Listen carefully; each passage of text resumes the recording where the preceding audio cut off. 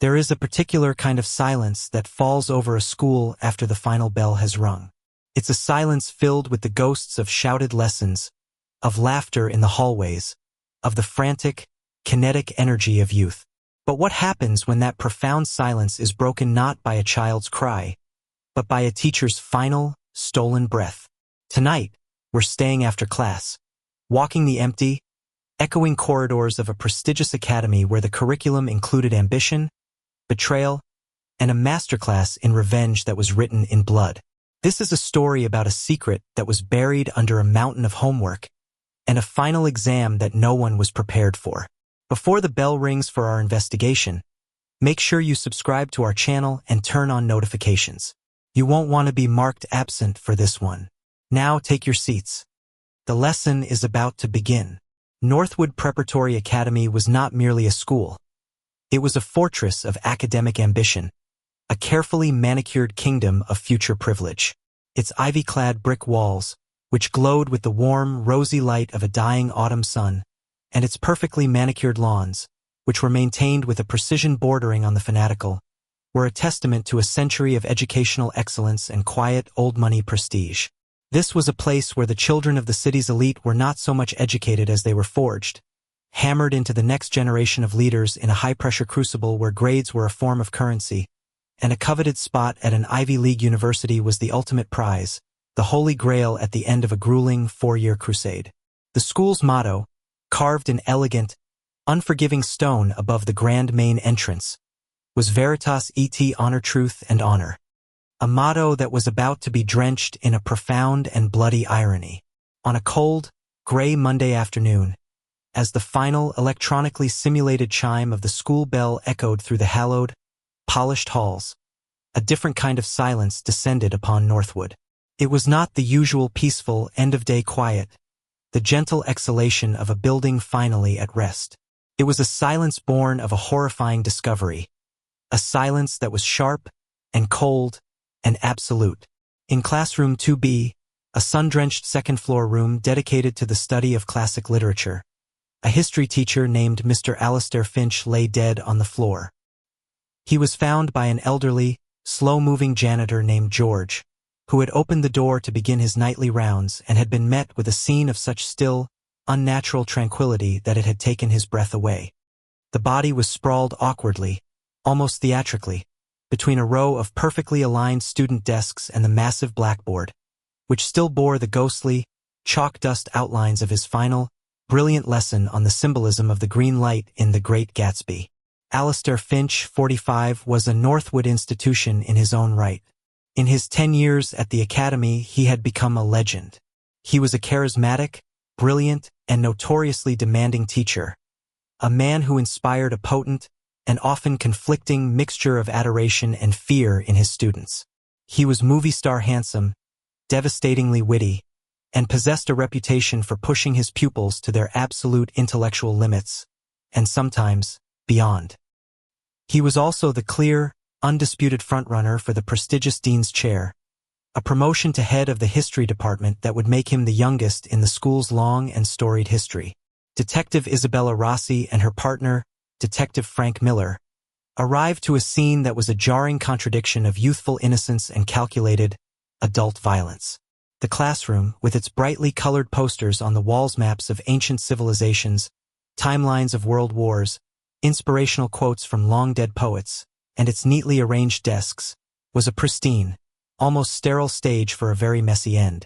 Rossi was a sharp, intuitive detective, a woman whose professional life had taught her that the most brutal and savage human conflicts often took place in the quietest, most civilized of settings.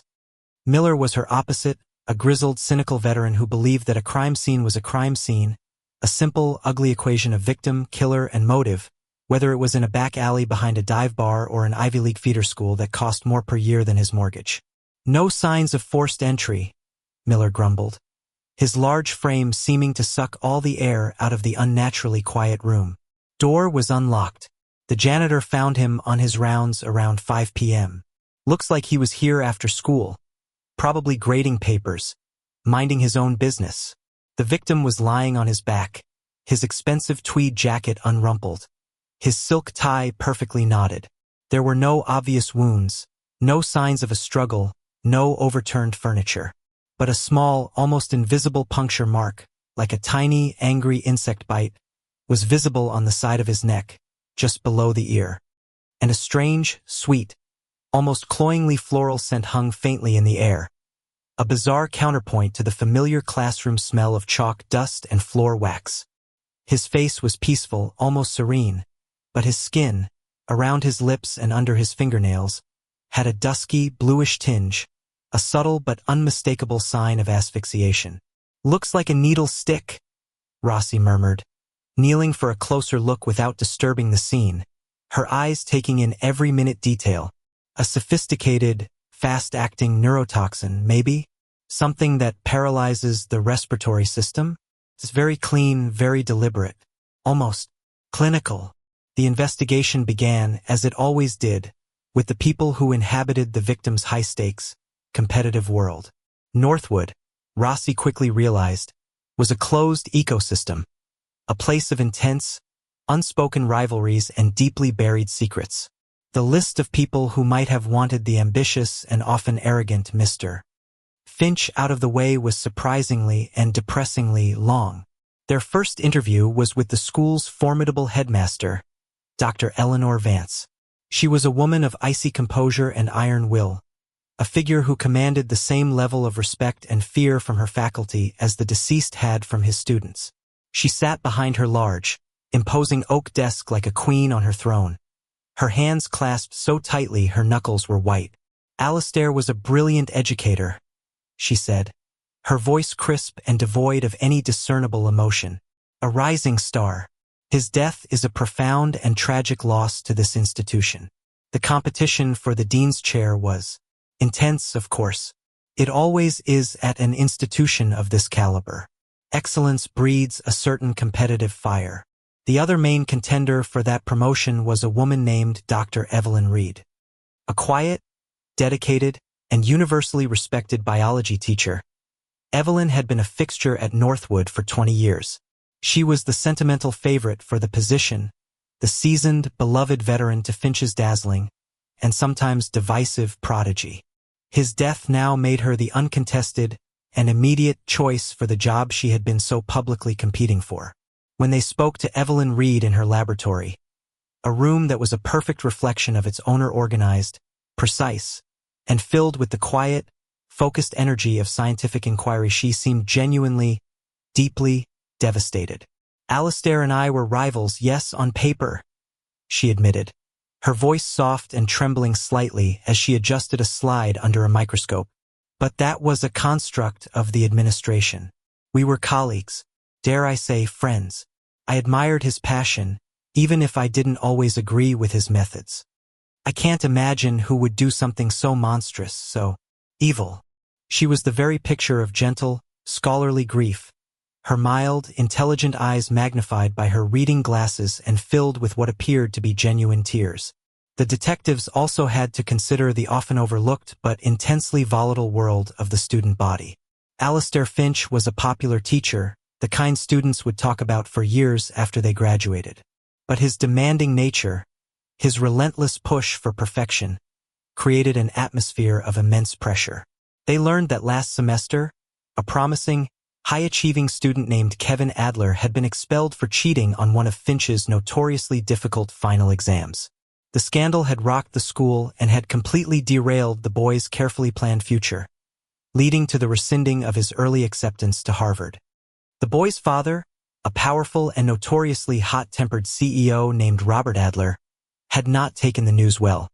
He had stormed into the school and had a very public, very loud argument with Finch, an argument that had ended with Adler publicly threatening the teacher, vowing to destroy him and his smug, ivory tower career. And then, of course, there was the personal angle, the messy, emotional landscape of the victim's life outside the classroom.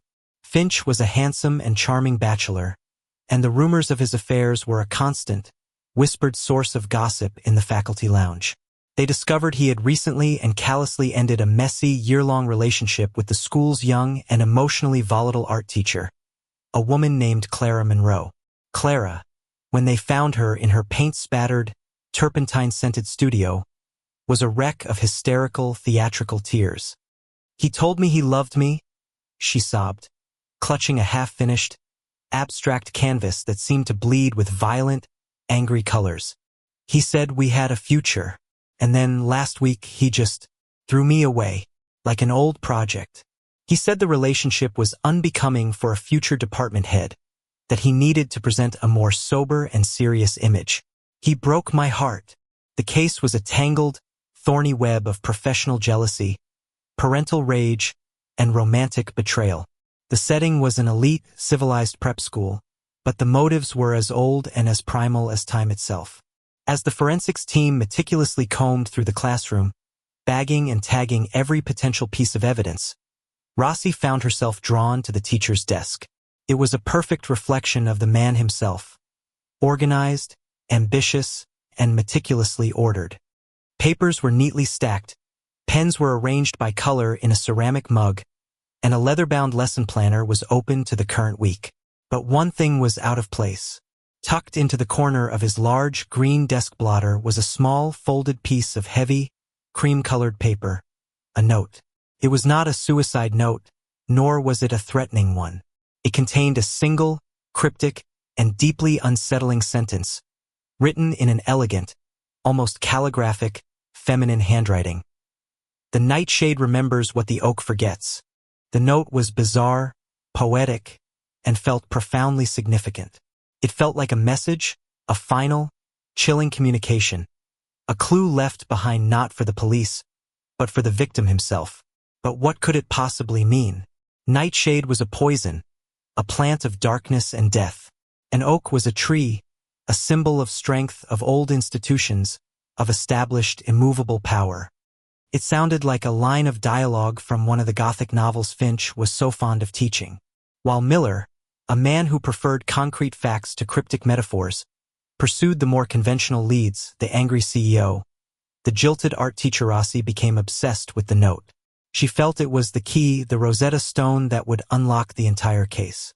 She had the handwriting analyzed and compared against samples from every female faculty member, and even from the older female students. It didn't match the headmaster's sharp, angular, and authoritative script. It didn't match the art teacher's loopy, artistic, and emotional scrawl. But when she compared it to the neat, precise, almost scientifically perfect handwriting of Dr. Evelyn Reed, the quiet, unassuming biology teacher, she found a perfect, undeniable, and chilling match. Evelyn Reed, the woman who had seemed so genuinely, deeply grief-stricken. The woman who, on paper, had the most to gain professionally from Finch's death. And, as Rossi was about to discover, a woman with a deep and deeply personal knowledge of poisons. Rossi decided to go back to Evelyn's biology lab, this time alone, and without an appointment. She found the teacher in her element, tending to a series of rare and exotic plants in a small, humid, climate-controlled greenhouse attached to the back of the laboratory. "Dr. Reed," Rossi said, her voice calm and even, betraying none of the sudden electric certainty she felt. "I was hoping you could help me with a botanical question." Evelyn turned, a polite, scholarly smile on her face, a watering can in her hand. "Of course, detective. I'd be happy to try. How can I help?" "Nightshade," Rossi said. Her eyes locked on Evelyn's, watching her face carefully. "The plant, Atropa belladonna. I understand it's quite poisonous." For the first time since they had met her, Evelyn Reed's legendary composure wavered. It was a micro-expression, a fleeting shadow that passed through her eyes, a flicker of something cold and guarded, before it was instantly replaced by her usual placid, professional expression. "Yes, Atropa belladonna," she said, her voice a little too clinical, a little too precise. "It contains several toxic alkaloids, primarily atropine and scopolamine. It causes paralysis, hallucinations, and eventually respiratory failure. Highly toxic. It's a fascinating plant from a purely biochemical perspective, of course." "I'm sure it is," Rossi said. She held up a clear, plastic evidence bag containing the cryptic note, the elegant handwriting stark against the white of the forensics label. "Is this your handwriting, Dr. Reed?" Evelyn Reed stared at the note, and all the color drained from her face. The gentle, scholarly mask didn't just crack. It dissolved completely, revealing the woman underneath, a woman they had not yet met. Someone with a secret as old, as dark, and as poisonous as the plant she had just so clinically described. The quietest colleague, the most respected teacher, the grieving friend, had just become the prime suspect. The irrefutable link between the cryptic note and Dr. Evelyn Reed was a seismic event that fundamentally altered the course of the investigation. It was like discovering that the quiet, unassuming librarian in a murder mystery was secretly a master assassin. Evelyn was no longer the gentle, grieving colleague, the default beneficiary of a tragic, but convenient, turn of events. She was now the primary architect of a deliberate, poetic, and terrifyingly patient piece of vengeance. Detectives Rossi and Miller now looked at her not as a simple suspect in a simple crime of professional jealousy, but as a complex, deeply wounded puzzle that they had to solve. Her motive, they knew, had to be something far deeper, far more powerful, and far more personal than the ambition for a corner office. Their first move was to excavate her history, a history that, on the surface, was as pristine and well-ordered as her laboratory. She had been a fixture at Northwood for 20 years, a beloved and respected teacher who had mentored hundreds of students. Her official personnel file was a thick, glowing testament to her dedication, filled with laudatory reviews from students, parents, and administrators alike.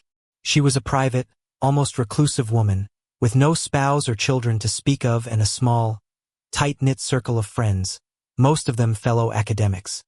She was, by all accounts, a woman married to her work, her life's passion the elegant, logical world of the biological sciences. But Rossi knew from long, bitter experience that the most placid surfaces could hide the most turbulent, violent depths. She started by looking for any connection, any intersection, any forgotten conflict between Evelyn Reed and Alastair Finch that went beyond their recent and very public collegial rivalry for the dean's chair.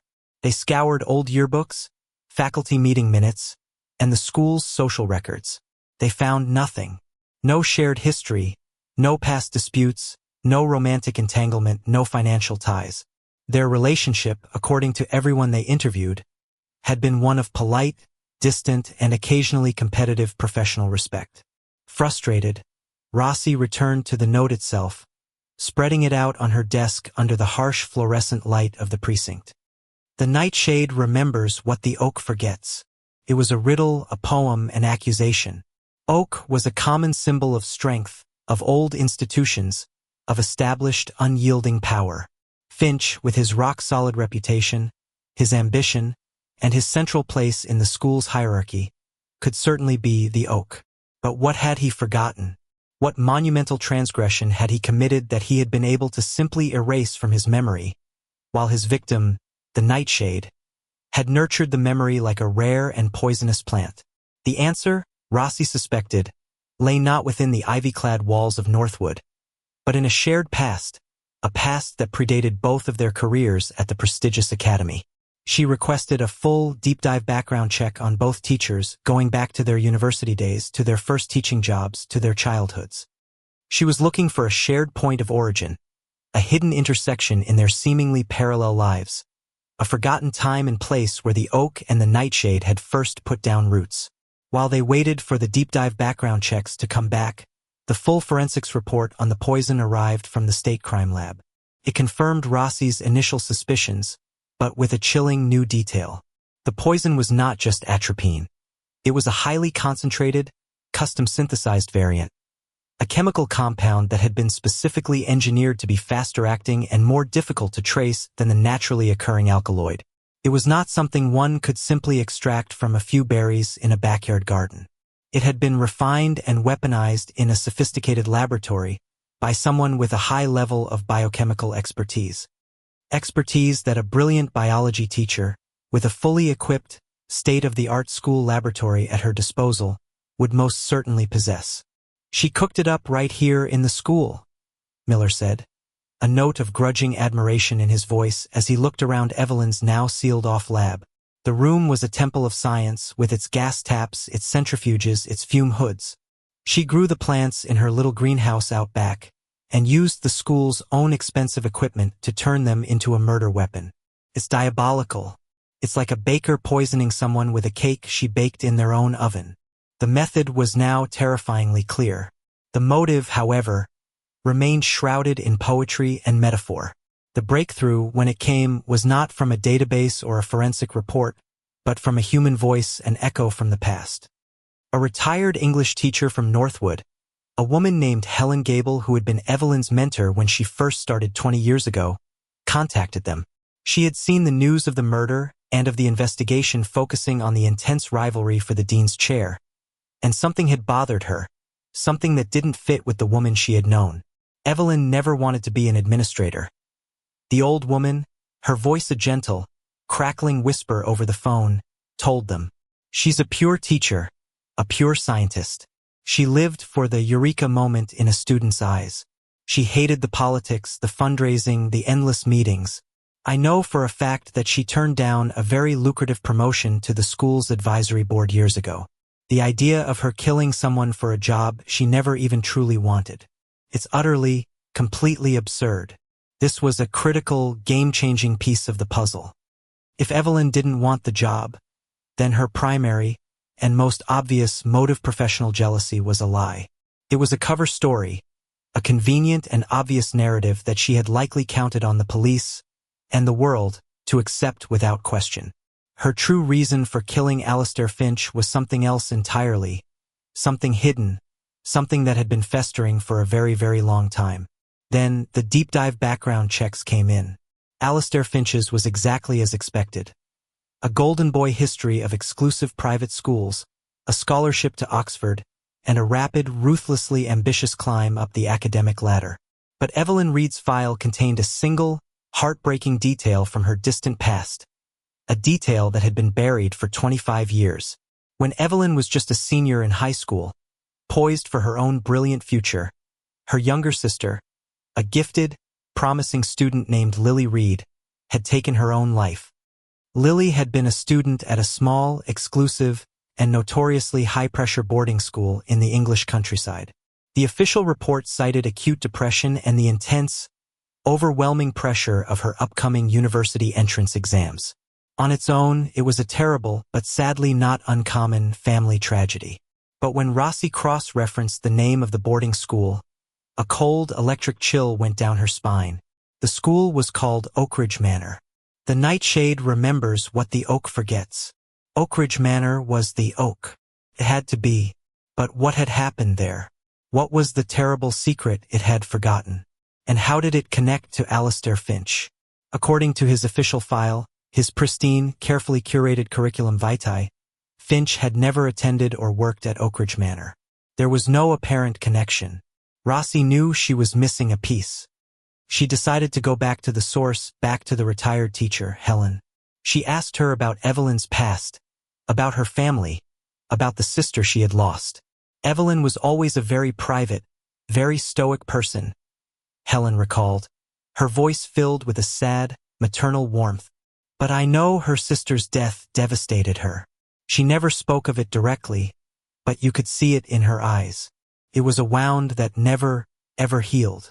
I do remember, once, years ago, she mentioned the teacher who had found her sister's body. She didn't say it with anger, but with a kind of cold, dead flatness that was far more terrifying. She said he was a young, brilliant, and incredibly ambitious history teacher, new to the school that year. A man she blamed with every fiber of her being, for pushing her sister too hard, for not seeing the warning signs, for treating her like a project instead of a person.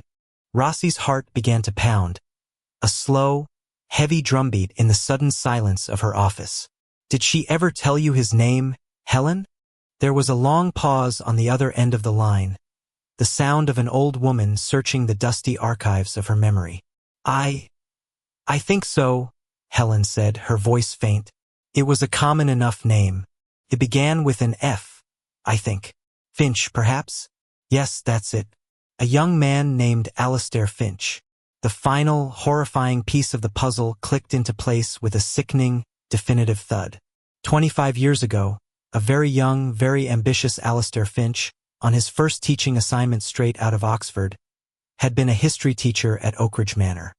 He had been the teacher, the mentor, the idol of a brilliant but fragile young student named Lily Reed. And his relentless pressure, his demanding, unforgiving nature, had pushed her over the edge. He had forgotten the incident, or more likely, had deliberately and methodically erased it from his professional history, burying the tragic, inconvenient suicide of a teenage girl under a mountain of career successes. He had moved on to a bigger, better school, leaving the ghosts of his past and the wreckage of a family behind. But Evelyn Reed, the Nightshade, had never forgotten. She had spent the last 25 years cultivating her revenge. It was not a crime of passion, but a slow, patient, botanical process of grief and rage. She had become a teacher herself, a brilliant scientist. She had, through what must have been a Herculean, almost insane act of will, gotten a job at the same school as the man who had destroyed her family. She had worked alongside him for a decade, a quiet, smiling, and respected colleague, all the while nurturing her secret, waiting for the perfect moment to strike, the perfect moment for her poisonous flower to bloom. The promotion to the dean's chair was not her motive. It was her stage. It was the final, brilliant element of her plan. It provided the perfect, plausible, but ultimately false reason for the murder. She had allowed herself to become the main rival, knowing that when he died, everyone, the faculty, the administration, the police, would assume it was because of their professional jealousy. It was the ultimate misdirection, a piece of psychological camouflage she had been meticulously weaving for 2 decades. The note she had left was not a clue meant for the police. It was her final, private, and devastating message to Alistair. A poetic, chilling epitaph. A final exam question that he had no choice but to answer. It was designed to let him know, in his final, terrifying moments of clarity, exactly who she was, and exactly why he was dying. He had died not because of a competition for a job, but because of a ghost from a classroom long ago, a ghost he had created, and a ghost he had forgotten. Armed with the full, devastating, and heartbreaking truth of Evelyn Reed's motive, Detectives Rossi and Miller knew they were no longer just investigating a homicide. They were closing the final, tragic chapter of a story of grief and vengeance that had spanned a quarter of a century. The final confrontation with Evelyn would not be an interrogation in the traditional sense. It would be a reckoning. A quiet, sad, and deeply necessary one. They chose their location with a deliberate, theatrical precision. They didn't bring her down to the sterile, impersonal, and soul-crushing environment of the precinct. Instead, they requested a final meeting in the one place where all the threads of this long, sad story converged. The now silent and empty classroom 2B, where Alistair Finch had taught his final lesson and taken his final breath. When Evelyn arrived, escorted by a uniformed officer, she was the very picture of calm, academic composure. She had resumed her role as the gentle, scholarly biology teacher, her expression one of polite, professional curiosity, as if she were a consultant called in to offer an expert opinion. But as she stepped over the threshold of the classroom and saw the faint, ghostly chalk outline on the floor where Finch's body had been, a subtle, almost imperceptible hardening came into her eyes. It was the look of a soldier returning to an old, quiet battlefield. "Detectives," she said, her voice calm and even, betraying no hint of the storm that must have been raging within her. "You said you had some follow-up questions for me." "We do, Evelyn," Rossi said, her own voice quiet, infused with a respect that was both professional and deeply human. This was not a moment for aggression or cheap procedural tricks. "But they're not about the dean's chair. They're not about Northwood. They're about Oakridge Manor." The name hung in the silent, sun-drenched classroom like a physical presence, a ghost summoned from the past. For a long, tense moment, Evelyn Reed said nothing. Her carefully constructed mask of polite, professional detachment did not crumble or crack. It simply dissolved, as if it had been washed away by a sudden, invisible tide of memory. The woman who stood before them was no longer a teacher at Northwood Preparatory Academy, but a grief-stricken older sister, frozen in a single, terrible moment of time from 25 years ago. "You're very thorough, detective," she finally said, a note of weary, almost sad admiration in her voice. She walked over to the large classroom windows and looked out at the perfectly manicured lawns of the academy, a world away from the windswept English countryside of her past. I suppose, on some level, I always knew this day would come. The scientific method teaches us that all variables must eventually be accounted for. I was a variable he never thought to account for. She didn't deny it. There was no point. The truth, once unearthed, was as undeniable and self-evident as a proven theorem. Instead, she began to tell them the story, her voice a low, controlled monotone, as if she were delivering a final, long-rehearsed, and deeply personal lecture.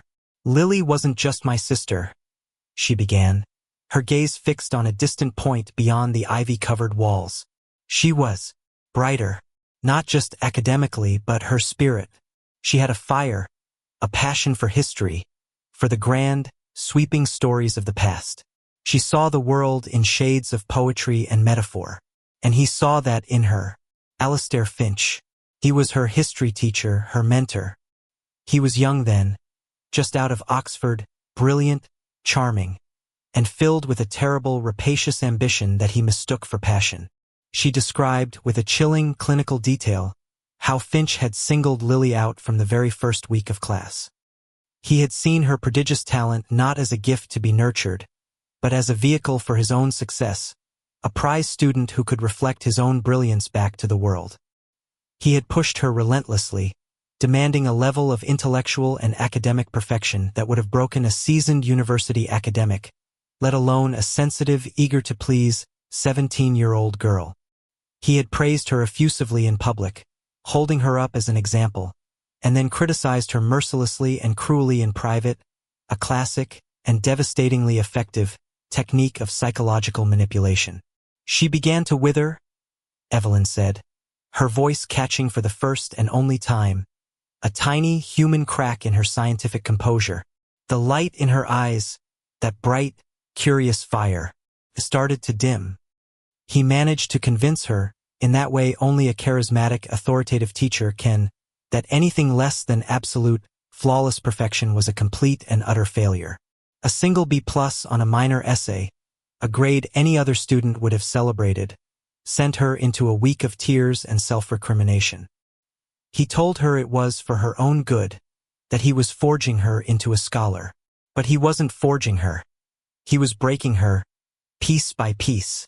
The end, she explained, had come after a prestigious, nationwide historical essay competition. Lily had been the school's star candidate. Finch had coached her for months, the pressure mounting to an unbearable, suffocating degree. She had placed second. To the school, to her family, it was a magnificent triumph. To Finch, and therefore to Lily, it was a catastrophic public failure. He told her she had disappointed him, Evelyn said, her voice now barely a whisper, a sound of pure ice. He told her that he had wasted his time on her, that she clearly didn't have the intellectual fortitude to succeed at the highest level. That was the last thing he ever said to her. She went back to her dorm room that night, a room she had filled with his books and his ideas, and she found a way to make the pain stop. She used a handful of sleeping pills she had stolen, one by one, from the school nurse's office over a period of weeks. Finch had been the one to find her body the next morning. He had reported it, expressed the appropriate professional shock and sorrow, and then, within a month, he had accepted a new, more prestigious position at a school in London. He had never spoken of it again. He had, as the note so poetically and accurately stated, forgotten. I found his letter of recommendation in her desk drawer after the funeral, Evelyn said, her eyes now burning with a cold, white-hot fury that seemed to radiate heat into the room. He had written it before the competition to be sent to Oxford. It was glowing, filled with effusive praise for his brilliant protégé. He was using her talent, her future, to build his own reputation. When she failed to serve his purpose, she became a liability, an inconvenience. Disposable. He was the oak, strong, magnificent, unmovable, and utterly, completely indifferent to the small, beautiful lives he shaded out and destroyed beneath him. Her revenge had been a slow, patient, and deeply personal work of art, a long-term experiment in justice. I became a student of poisons, she said, a chilling, academic pride in her voice that was far more terrifying than any shouted confession. Not just the chemical kind, the psychological kind, the poisons of grief, of memory, of obsession. I watched him from afar for years. I saw him climb the ladder of success, charming and bullying his way to the top, leaving a trail of used and discarded people in his wake. When a position for a biology teacher opened up here at Northwood 10 years ago, I knew it was my chance. I knew I had to get close to him. I had to see if he even remembered. She had spent a decade working alongside him, a ghost from a past he had conveniently and completely erased. The rivalry for the dean's chair had been her final, brilliant piece of misdirection, the final variable in her long and complex equation. I had to create a narrative that the world, and the police would understand and accept, she explained, her voice now calm, her lecture complete. Professional jealousy, some motive as old as academia. Simple, plausible, utterly, completely wrong. The final act had been planned with the precision of a laboratory experiment. She had synthesized the poison over months in the Northwood lab, a process she described with a chilling scientific detachment. On the day of the murder, she had waited until she knew he would be alone in his classroom after school, gloating over his victory, preparing his future. I walked in and he was surprised to see me, she recounted, her gaze now fixed on the spot where his body had lain. I told him I wanted to congratulate him on his impending promotion, to bury the hatchet between us. He was, as always, magnanimous and condescending in his victory. She had handed him the note. He had unfolded it, a small, arrogant smile on his face, expecting, perhaps, a note of concession. He had read the words, and a look of profound, almost comical confusion had crossed his handsome features. The nightshade remembers what the oak forgets. He didn't understand, Evelyn said, a note of final, damning contempt in her voice. Even then, after all of it, he had no idea what it meant, no idea who I was. His own history, the subject he claimed to be an expert in, was a blank to him. I had to tell him. I said, "This is for Lily Reed." And then I saw it. In his eyes, a flicker of memory, a ghost of a memory. He remembered the name. He remembered the girl. And in that one, final, terrible moment, he finally understood. She had the poison in a custom-made, pen-like injection device, a piece of equipment she had designed herself. As he stared at her, his face a mask of dawning, absolute horror and disbelief, she had simply stepped forward, as if to shake his hand, and administered the fatal dose. It was silent, painless, and incredibly fast. It was his final and most important lesson. Her confession was complete. There was nothing left to say. As Rossi stepped forward, her handcuffs glinting in the afternoon sun slanting through the windows, to formally arrest her, Evelyn Reed looked not at the detectives, but out the window, at the school she had inhabited for so long, her stage, her laboratory, her weapon. "Do you know the interesting thing about Atropa belladonna, detective?"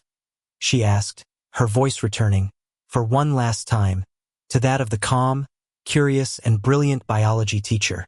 In ancient times, women in the Roman court would use a diluted form of its juice as eye drops. It would dilate their pupils, making their eyes appear larger, darker, more alluring. Belladonna, it means beautiful woman. They took a deadly poison, a substance of pure darkness, and they used it to make themselves more beautiful.